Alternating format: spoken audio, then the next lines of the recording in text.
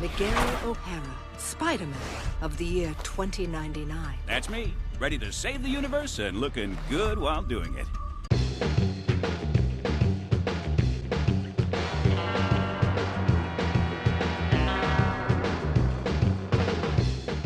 Welcome to Accelerated Visions with your host, Gil Mancha. This is my chronological discussion of the Spider-Man of the future, Spider-Man 2099.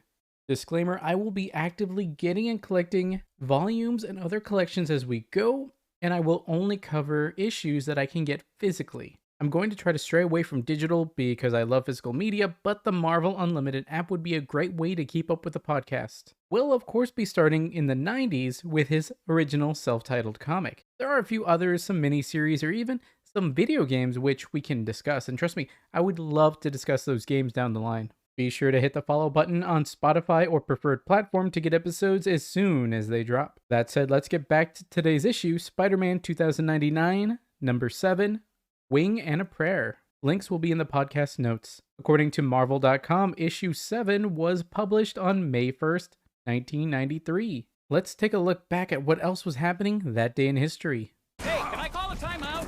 The top single in the US is still Informer by Snow, and in the UK it's Young at Heart by Bluebells. Top of the box office is Indecent Proposal. In technology news, the CD is starting to outpace the regular cassette tape in music sales. It lets you skip between songs almost instantly versus the cassette where you'd have to manually fast forward and rewind. Not to mention the fact that tapes will wear on repeated use and the audio quality will suffer, though I can't speak to the quality of early audio CDs. Looking toward games, you're likely to be playing Wolfenstein 3D on DOS, Super Mario Kart and Star Fox on Super Nintendo, and Tecmo NBA Basketball on NES. If TV is more your thing, you're probably watching Dink the Little Dinosaur, Beverly Hills 90210, Clarissa Explains It All, and Tasmania. Children are playing with toys like Screwball Scramble, Micro Machines, Lego Pirates, and Pogs. Informer is a great song, but if you want more info on that, check back on episode 6, but the TLDR is, good song, not great guy. Young at Heart is a catchy tune, and the standout is definitely the violin. You guys should check it out on the Accelerated Visions radio playlist on Spotify. There we have each of the top songs for your listening convenience and pleasure. Young at Heart was originally made by a British female music trio, Bananarama, in 1983. In 1984, the Scottish pop group The Bluebells reworked it and re-released their version in 93.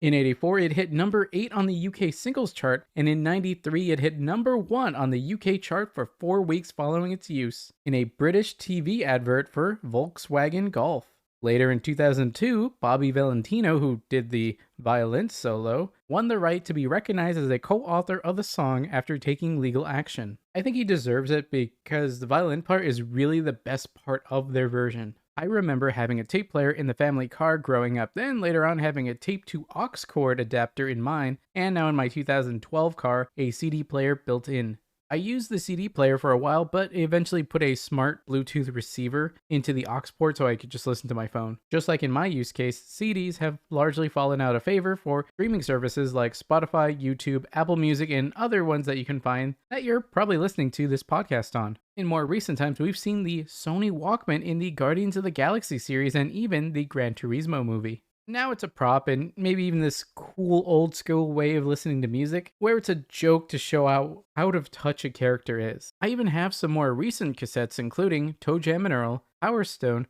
Guardians of the Galaxy 3, and Mega Man Legends. They're pretty cool to have, but I had to buy this big boombox just to listen to them in a decent way since an actual Walkman, an older Walkman, can be pretty pricey. Tapes are harder to transfer than a digital CD. Pop a CD in a CD tray of your computer and you can copy it to your library. Tapes, at least my method, is to hook up the aux cord from my boombox to my computer as like a mic, and then hit play and record. Then you have to do the same on the other side, and then you, in post, have to separate the tracks since it will be one large playlist.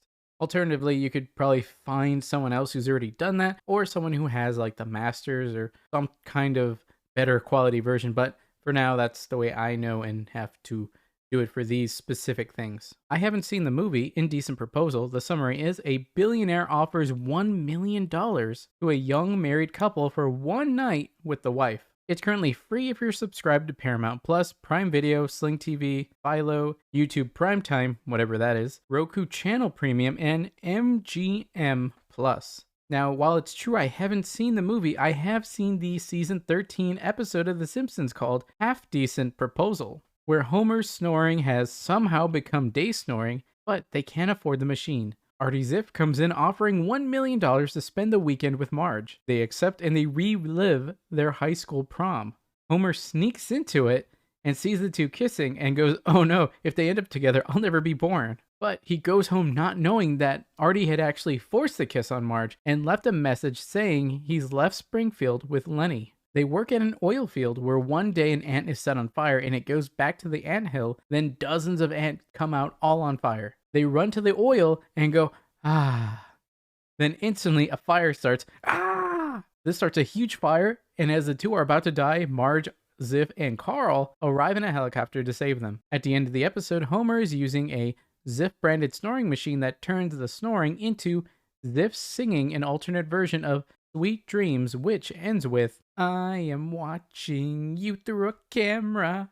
Wolfenstein 3D is a DOS computer game that came out to SNES, Atari Jaguar, 3DO, and a few others, but most recently, Xbox 360, PS3, and Android. Being dubbed the grandfather of 3D shooters, it might be worth checking out if you have those more current platforms. Super Mario Kart and Star Fox were released on SNES, later to the SNES Classic console, and are currently on the Nintendo Switch Online service. You can play Super Mario Kart with others, and I think both are not required to have the online service in order to play. Star Fox is a 3D rail shooter that's made possible thanks to the Super FX chip in the cart, the inclusion of which made it more expensive to make. As such, only about 8 games use the chip. The Sega equivalent was the Sega Virtual Processor, or SVP, but was only used in one game, Virtua Racer.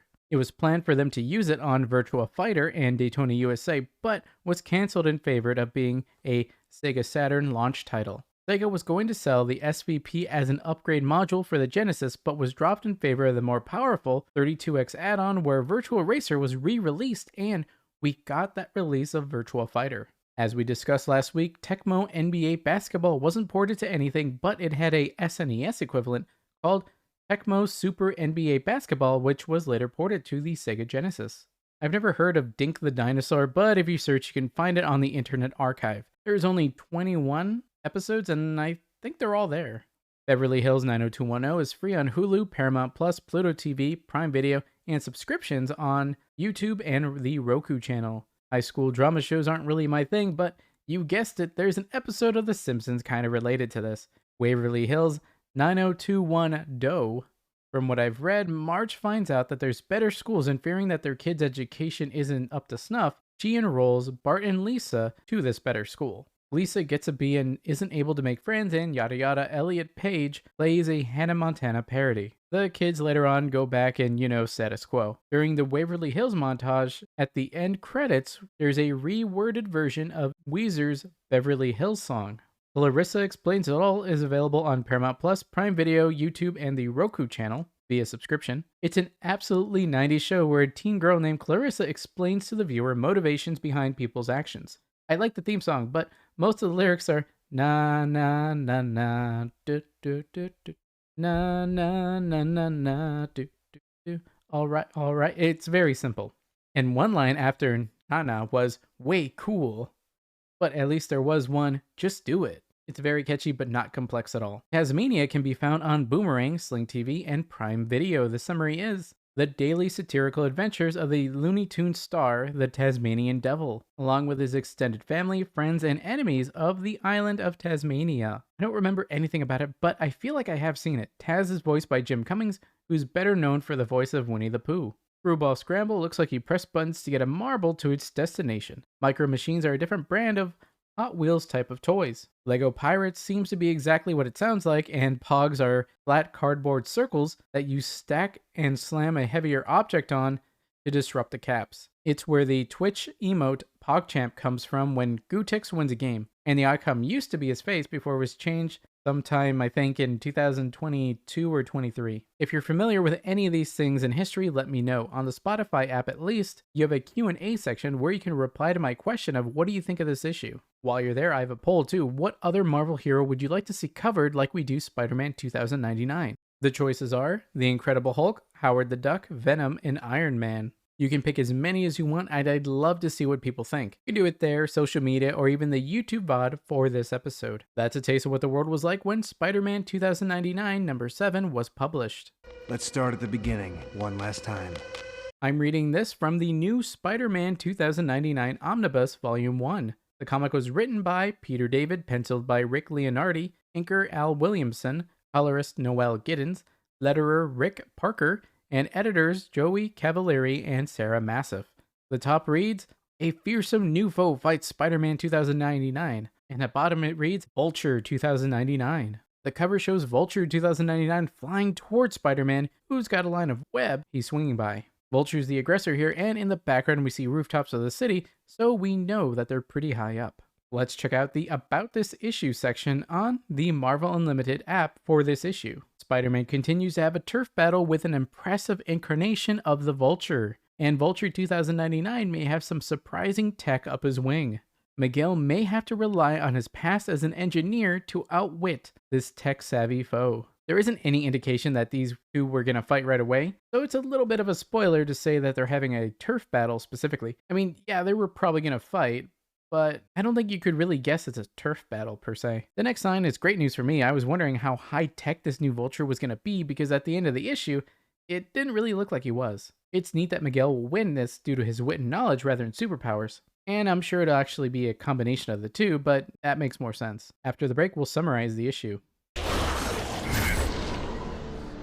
I don't understand. Why aren't Anti-Venom's powers draining his... Because mine aren't radiation-based, if you have to know. Didn't know. Don't care. What it do, guys? Mantra here, and if you like board games, especially deck-building games, you should check out @Team_Thunder on YouTube. There we have unboxings and games of Legendary, a Marvel deck-building game, the DC deck-building game, the Transformers deck-building game, and many more. There you can also find VODs for this and Water Damage and Aquaman podcast where you can directly leave a comment and we can discuss the issues. That was a good warm-up. So when do we get a real challenge? We start the issue with a full page of puzzle piece-shaped panels piled on top of each other, showing what's been going on and how Miguel feels. Feel weird. What's going on? It's windy. Feel like am I falling? What's happening? Can't put it together. Go to the next page and we have a 2-page spread of the pieces from the last page. We see Casey on a stolen public eye hover bike that she's taken in the previous issue, chasing and blasting Vulture 2099, who's holding on to Spider-Man 2099. S-Man is still out of it, but starting to come to. Vulture tells him not to mind, and he's got things firmly under control. A young woman with no comprehension of her own mortality is following.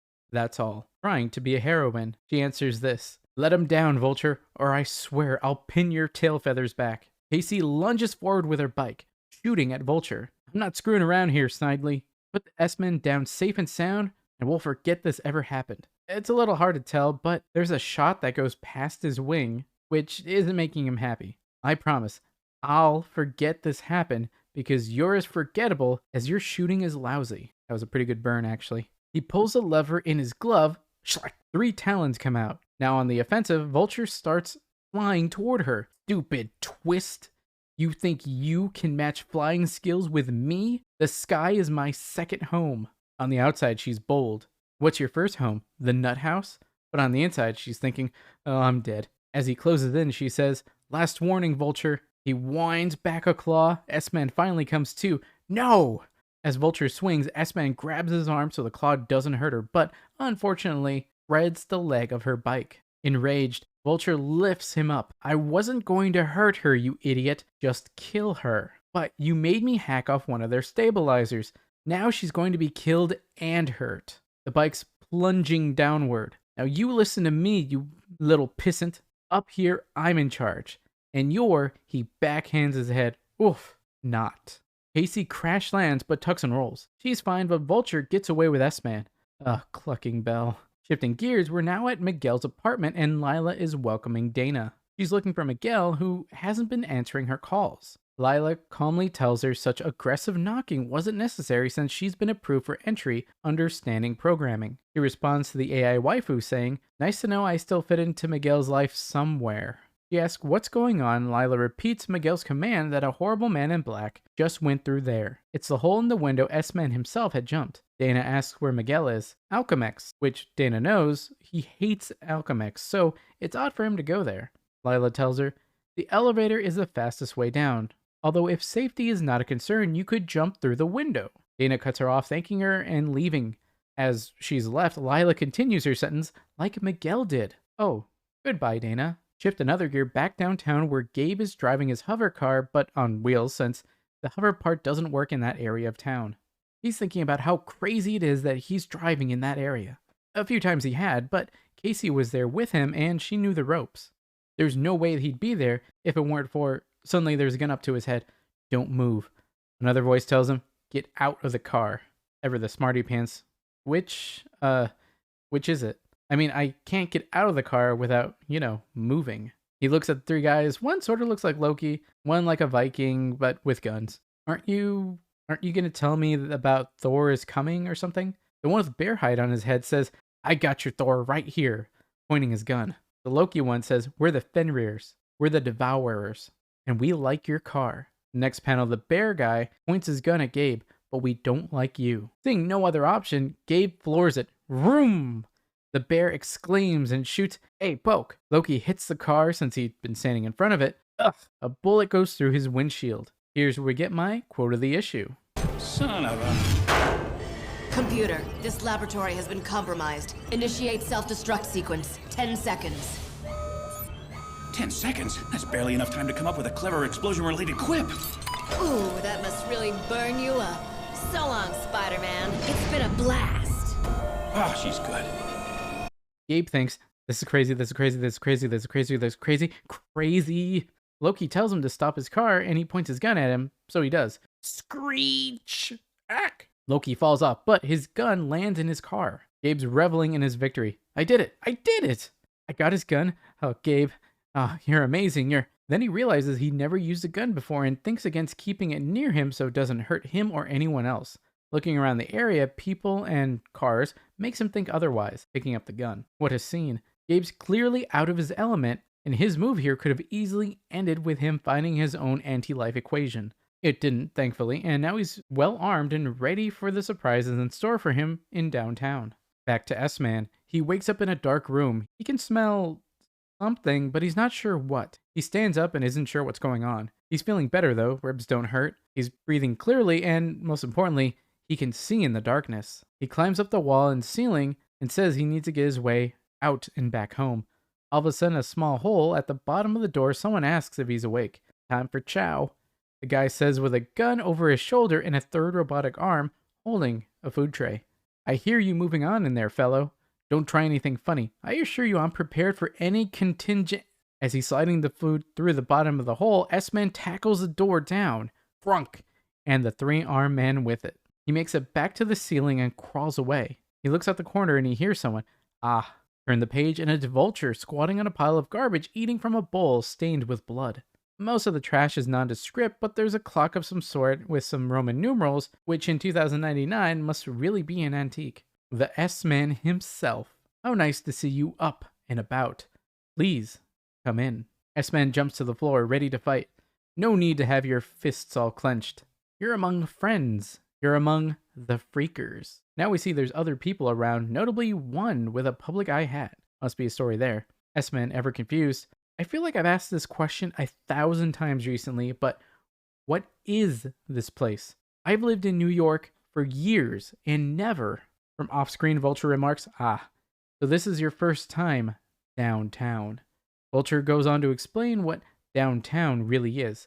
It's the bottom of the corporate ladder, so to speak. The poor, the needy, the degenerate, those with menial or dead-end jobs, or simply jobless. He tells us, man, our populace is the dregs, the surplus population Dickens wrote of. Once, this was prime real estate, but New York couldn't expand outward, so it expanded upward, leaving far behind the underbelly of society. Vulture stands up. For mutual protection, many citizens joined cliques.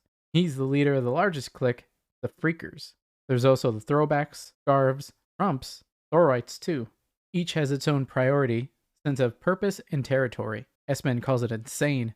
You all work together! Vulture cuts him off. How quaintly, dangerously corporate of you. People with opposing views working together? Now that's insanity. He explains how people with opposing views battle for supremacy. That's the natural order. The strong can and do devour the weak. He asks S-Man which of the Indies made him. If that confuses you, don't feel bad because S-Man asks, Indies? What are you talking about? Vulture raises his arm and spreads his wings. Don't play games with me. No one is that ignorant of the world they live in. Calming down a bit. Don't you know what's going on out there? The Indies, the floating cities, the Mutroids. No. Obviously the same people made you as made me, and you broke away from them, just as I did. Okay, look, just for argument's sake, let's say I know everything you just mentioned, so what do you want from me? S-Man asks, not sure why he's there. Vulture tells him, what else could I want except the skies? I'm not sure how S-Man's quote relates to that, but alright. Cut to a man returning to his apartment. It's Estevez, who'd gotten fired in a previous issue. Estevez is talking to himself, saying, you can't just toss me aside like that. I'll file a grievance. That's it. He starts blaming Spider-Man, but when the door opens, he sees a barren apartment. My stuff, where's all my stuff? An old man hologram, presumably AI, just like Lila, delivers a message that he's been terminated as part of his severance pay. All of his stuff has been repossessed. Additionally, the utility company owned by Alchemex had all of his utilities disconnected. He's being kicked out of his apartment in 24 hours, and if he's still there, he'll be arrested for trespassing. Estevez stomps, crunch, on a small device that had created the hologram to stop it. If Spider-Man weren't already dead, I'd kill him. Clearly out of the loop. Back to S-Man, he rightfully asks for clarification on his The Skies quote. Vulture tells him, Alchemex has taken over the skies. The flyboys are everywhere.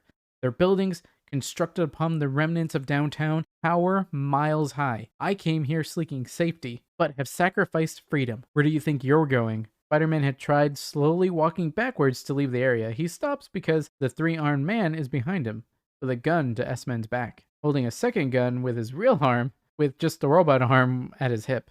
That's better. Thank you, Sergeant-at-Arms. I want to bring Alchemex crashing down, Spider-Man. He continues, I want the skies to be mine to fly free. You can and will help in this. Otherwise, you might find the alternative unappetizing, just as those fellows did. He points to the pile of skulls and bones. Oh, you can't be serious. That stuff you've been eating, that's not... S-Man slowly realizing the gravity of the situation he's in. Oh, come on now, Spider-Man. Didn't you ever heard of finger foods? At this point, you finally see bones in the bowl. Next page, and we see Spider-Man wincing in anger as Vulture laughs.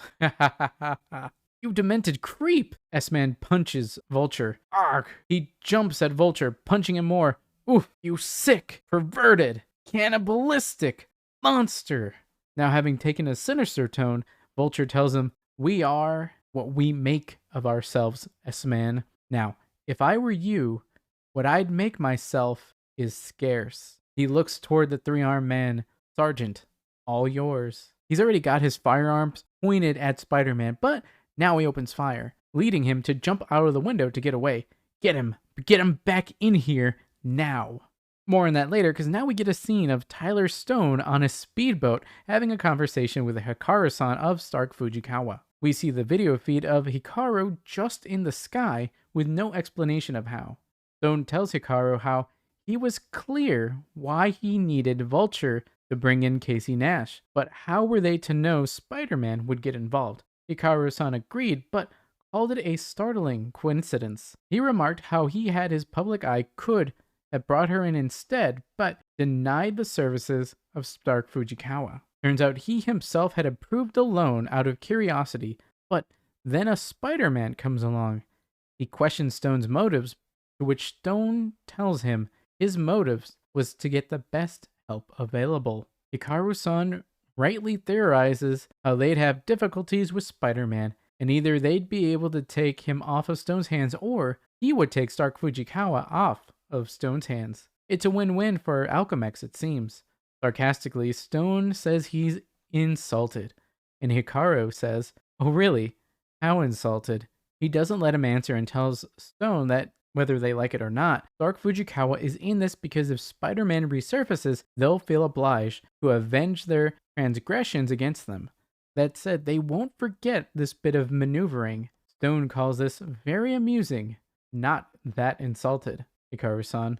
I won't fall into that trap. We see his assistant, Winston, walking on the water towards him. Stone tells him to drop dead, and that disturbances better be about Spider-Man, as he didn't want to be disturbed. Winston tells him there's a young woman there to see him. Stone says, "It's not Igna, is it? Her normal day is Thursday." Winston reveals it's Dana, Miguel's fiancée. Ah, by all means, send her in. A little later, and Stone welcomes her to the room, which turns out was a hologram room for Stone to chill out in. Dana is pretty blunt, telling him what he had done to Miguel is terrible. Walking towards her, he agrees. He reveals that he had apologized to Miguel and he's been working for Alchemex again. And she says he wasn't there at work. Stone talks it off, saying Miguel's always been hard to rein in. They've learned that when he has a problem, he'll disappear for days, but when he returns, it'll be resolved. He ends the scene with his arm around her shoulder, saying they could help each other. I'm personally worried for her. Meanwhile, back in downtown, S-Man is falling through the ceiling. Ew. The stench in this place is, he looks around, seeing carcasses all chained up on hooks. Oh no. Out of nowhere. Oh yes. Isn't this lucky? Here, I wanted a light bite before I proceed to the task of hunting you down. But here you are in my meat locker. Lunch on a hoof, Vulture says with a wicked smile and crazed look. S-Man pinches his nose through his mask and shoves a hooked meat chunk at Vulture. Vulture apologizes for the lack of refrigeration, but he thinks the cold air ruins the taste. S-Man quickly starts crawling to get out of there before he throws up in his mask and chokes to death. He gets to an elevator whose claustrophobic nature will hinder Vulture's maneuverability. Looking up at the elevator, it looks like a current day one in the 90s, but in 2099, it must have looked like something from the Stone Age. He starts climbing up and he hears Vulture near. Spider-Man. You know, we're not so far off, philosophically, I mean. He explains how as a corporate-minded person, he should understand that the larger company devours the smaller ones. Big fish eats the little fish. While he talks, S-Man gets to the top of the elevator. Vulture continues, everyone fights for their piece of the pie. All to benefit who? That's right, me, the consumer. S-Man retorts, consume this, jerkweed. He cuts the cables of the elevator. Huh? It falls and explodes as it hits the bottom, hitting Vulture. Ah! S-Man sees a skylight, but before he can make his move, Vulture flies at him. All right, meat. I'm sick of playing games with you. The two of them are flown out the skylight into the air, but S-Man is able to punch him. Vulture ends this part of the story to say, if you don't want to be my main man, then you'll be my main course. Before we end things, let's go back to Gabe driving around downtown. He's thinking about how he thinks he's at Casey's place, but he's not sure. He's anxious, thinking about the longer he waits out there, the more likely he'll be jumped is. A hand grabs him by the shoulder and says, boo! While turning around, he immediately shoots. Blam! In the last panel, it turns out it's Casey he just shot. That's where the issue ends. Next, question mark. After the break, we'll go over some thoughts and feelings about the issue.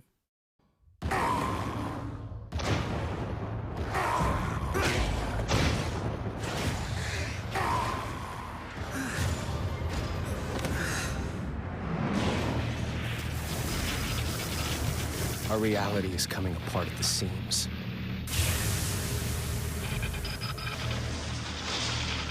And now I see why. The two gateways created a link between our times. Together. Across the expanse of time. We must defeat our enemies. And defy death itself. No!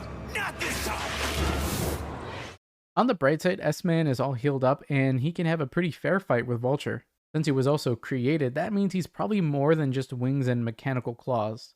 He's probably got some level of super strength and speed. I doubt it's enough to beat a Spider-Man who's healthy though. It'll be a close one, but it'll probably have to end with Spider-Man having to destroy him to stop Vulture.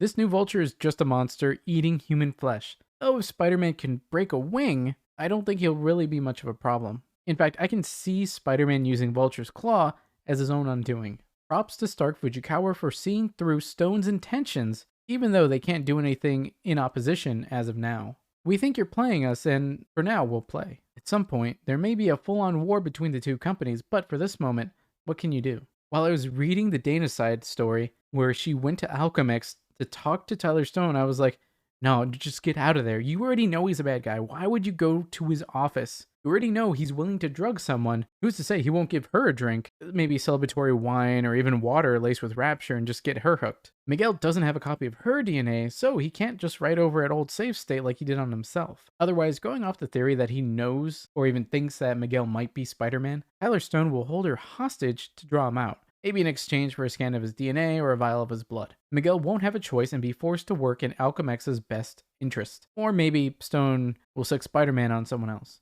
I feel for Gabe being in this weird, scary situation and just trying his best. That scene with the Fenrir's could have easily been the end of the road for him, but some quick, if reckless, thinking got him out of there. Unfortunately, it seems like at the end of the issue, he may have shot Casey, who was playfully trying to startle him. She didn't know he was that much on edge and had a gun. She's not superpowered in the least, so being shot will probably kill her. In fact, I'd rather her be gone than her to have landed on a spot that just happened to have dark liquid on it, or this to be some kind of trick. That's lame, and I don't like it just to have a cliffhanger at the end.